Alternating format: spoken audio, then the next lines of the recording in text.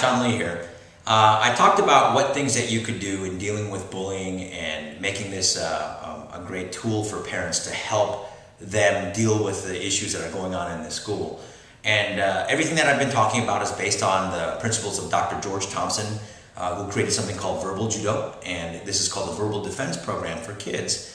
And basically this program talks about what we can do to respond to bullying that happens to us. But before I get into any other tactics, on the previous video I talked about not losing your cool and getting good intel from your kids. Well, this week I'd like to talk about making sure that you find out what the hot buttons are for your children.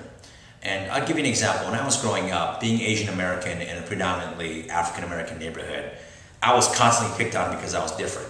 And if you said something racial, to me it was, are you Chinese, or they do other variations of what the Asian language is, like Ching Chong Chang and things like that. As a kid, I'd fly off the handle. I mean, it was ready to throw down. That was my hot button. So everybody has these individual hot buttons in finding out what makes you over the top angry. Why? Because tone has to be controlled. And when you respond to some type of bullying, you got to make sure that you do it, not that you're upset or you're annoyed by it. You have to have this even keel tone. The path to strength is finding out what your weaknesses are.